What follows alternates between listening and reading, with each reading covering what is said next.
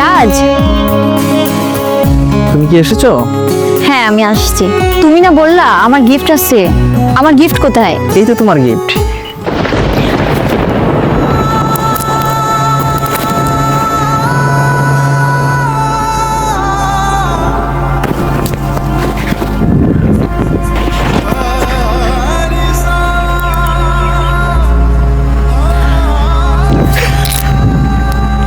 আরে এই বেঈমান, তোর জন্য আমি কি না করেছি। আমার জীবনের যা ছিল আমি সব তোর পিছনে ব্যয় করেছি। তুই কেন আমার সাথে বেঈমানি করলি? আরে তোর এত টাকার প্রয়োজন ছিল, তুই আমাকে বলতি, আমি তোকে এমনিতেই টাকা দিয়ে দিতাম। তুই আমার জীবনটা নিয়ে কেন খেলা করছিস? আরে তোরা যদি বুঝতি আমাদের মতন প্রবাসীদের কষ্টগুলো, তাহলে তোরা এমনটা করতে পারতি না।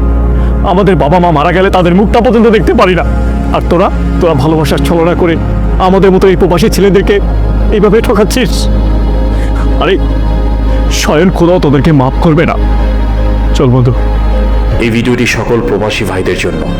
কোনো সুন্দরী মেয়ের প্রেমে পড়ে সকল কিছু বিলীন করে দিবেন না, কারণ এর একটা চক্র আপনাদের সরলতার সুযোগ নিয়ে আপনাদেরকে নিঃস্ব করে দিবে।